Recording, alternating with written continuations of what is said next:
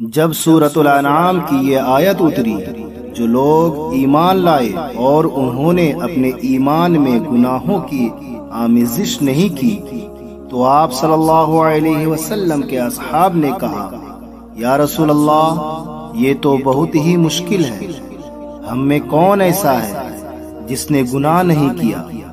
تب اللہ پاک نے سورۃ اللقمان کی یہ آیت اتاری کہ بے شک شرک بڑا ظلم ہے۔ صحیح بخاری حدیث نمبر 32۔